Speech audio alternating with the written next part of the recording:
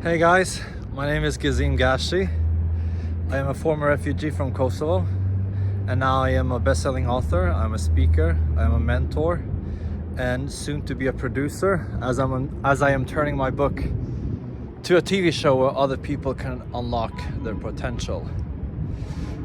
As you guys can see right now, I am in New York, so I wanted to share a little bit of why I believe that the way we speak about ourselves really determines other people that we are going to be. So when I was 10 years old, I was in south of Sweden, and I had a really rough time at school.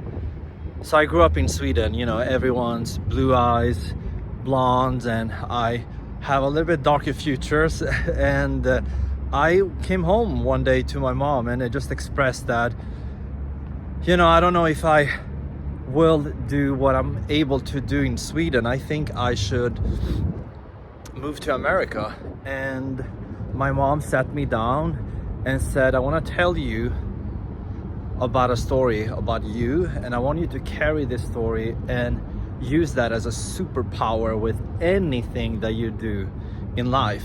So I remember that feeling. I was like, okay, my mom is gonna share something right now, and I can just feel it's gonna change everything.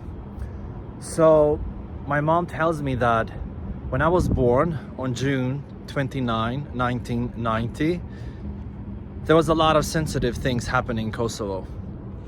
There was a genocide underway, and my mom was still at the hospital with me in Kosovo, in Pristina, the capital.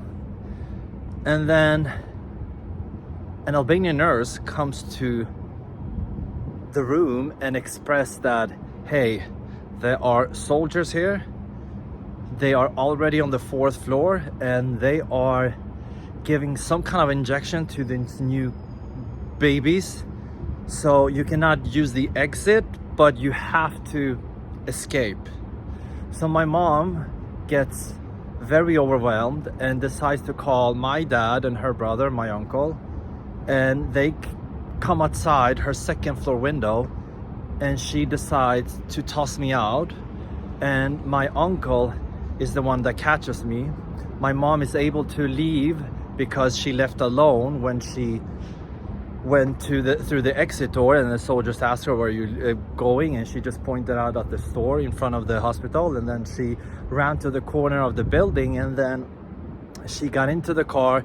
And when they came to the village where I am from in Kosovo, my grandma was outside the house and waiting for me to come home safe. And at the same day, Kosovo also became a republic, so everyone was just so happy. So my grandma screams when she sees me and is so happy, and she grabs me into her arms and says that this is the happiest day of my life. So his name should be Gezim, because Gezim means joy in Albanian. So when I heard this story, everything just changed for me. I knew that because of the way my mom told me a story about me, I all of a sudden at 10 years old understood what purpose means. I understood that I have a purpose to do and fulfill, and to really be the best version of myself, but through that also have an impact on other people. So as I grew up, I started to work in education very soon, and when I was only 24, I was the head of marketing at a very prestigious music school in Sweden. And through that, I started to work with students and really work with a lot of individual development, which I believe is a huge part of where students can really unlock that potential that I always talk about. Because at the end of the day, we have to find what means the most for us. And how do we find that? And how can we unlock our potential?